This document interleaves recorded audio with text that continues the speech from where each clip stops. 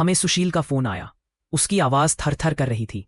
राघव भाई बचा लो, वो फिर आई है। खिड़की पर लाल लहंगे में, मांग खून से भरी हुई, कमरे में जल रही अकेली लालटेन की डिम रोशनी में अपनी आवाज दबाकर एक किस्सा सुना रहा था।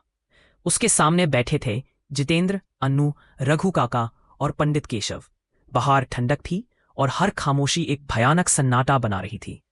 ये 2 साल पुरानी बात है, राघव ने गहरी सांस लेते हुए कहा। ठीक इसी गांव में आधी रात के बाद हमें सुशील का फोन आया। उसकी आवाज थर थर कर रही थी।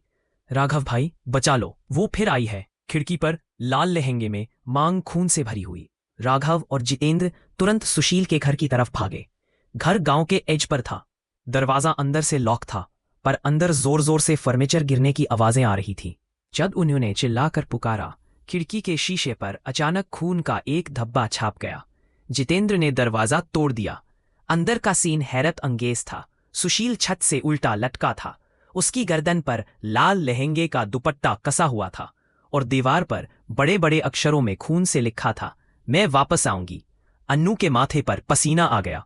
पुलिस ने क्या बोला? नए पोस्टमार्टम में सुसाइड का कोई प्रूफ नहीं मिला। राघव ने सिर हिलाया।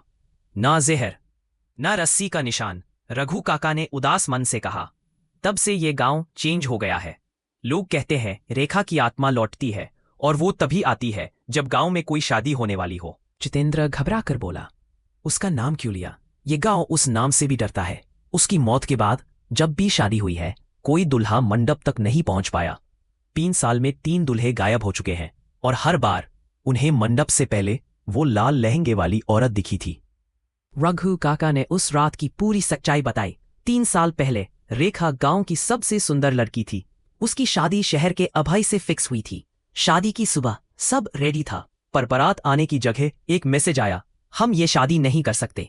अभय के फैमिली को कहीं और से ज्यादा दहेज का प्रॉमिस मिला था। रेखा दुल्हन के लाल लहंगे में अकेली मंडप में बैठी रही।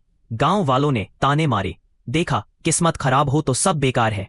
रेखा का दिल टूट गया। इसके बाद गांव के लड़कों ने उसका मजाक उड़ाया, गंदी नजर डाली, और औरतों ने उसे कलमुही और अपशगुनी कहना शुरू कर दिया।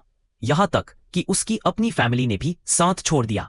उस रात रेखा ने वही लाल लहंगा पहना, सिंदूर लगाया और आईने में देखकर फुसफुसाई, जिस दिन मैं दुल्हन बनी उसी दिन मेरी जिंदगी फिनिश कर दी गई। अब मैं किसी और को भी दुल्हा बनने नहीं दूंगी। उसने कमरे में खुद को बंद किया और जहर खा लिया। उसकी मौत के बाद गांव पर एक शाप, कर्स आ गया। अभय ने दूसरी शादी की, पर 2 महीने बाद उसकी वाइफ छत से गिरकर मर गई। अभय के पेरेंट्स कार एक्सीडेंट में मरे गए, और अभय खुद गांव लौटते समय लापता हो गया। उसकी लाश नदी किनारे मिली। गर्दन पर कसकर दुपट्टा बांधने के निशान थे। रघु काका ने ठंडी सांस ली। रेखा ने खुद की जान नहीं ली थी, उसने बदला लिया था, और अब वो हर दुल्हे को वही सजा देती है जो उसे मिली थी। पिछले 2 सालों से गांव में कोई शादी नहीं हुई थी, पर तभी एक खबर फैली। चौधरी हरिनाथ की बेटी रिया की शादी पास के कस्बे के इंजीनियर अर्नव से फिक्स हो गई है। अर्नव पढ़ा लिखा था और अंधविश्वास, सुपरस्टिशन को नहीं मानता था। हरिनाथ ने सबकी बातें इग्नोर कर दी और कहा, ये सब वहम है, शादी होकर रहेगी। शादी से 1 दिन पहले की शाम अर्नव को रिया के घर लाल लहंगा देने जाना था। उसकी बाइक स्टार्ट नहीं हुई, तो उसने पैदल ही जाने का डिसाइड किया। शाम के 7 बजे का टाइम था। गांव के बाहर का रास्ता घने पेड़ों के बीच से जाता था। अर्नव को लगा जैसे कोई उसके पीछे चल रहा है। उसने चलना तेज किया, पर तभी बहुत हल्की सी फुसफुसाहट सुनाई दी। अचानक उसके पैरों के पास लाल चुनारी उड़ी और एक टहनी पर अटक गई। उसने सिर उठाया। दूर पुराने पीपल के पेड़ के नीचे एक औरत खड़ी थी, पूरे लाल लहंगे में, चेहरे पर घूंघट और हाथ में दुपट्टा। उसके पांव जमीन को नहीं छू रहे थे, बल्कि हवा में तैर रहे थे। अर्नव की आंखों के सामने अंधेरा छाने लगा। उसने डरते हुए पूछा, कौन हो तुम? वो औरत धीरे धीरे आगे बढ़ी और घूंघट हटा दिया। अर्नव की चीख गले में अटक गई। आधा चेहरा बुरी तरह जला हुआ था। आंख की जगह खून से भरे गड्ढे थे। पट्टे होंठों से आवाज निकली, कल तू मंडप तक नहीं पहुंचेगा। अर्नव वहां से भाग खड़ा हुआ।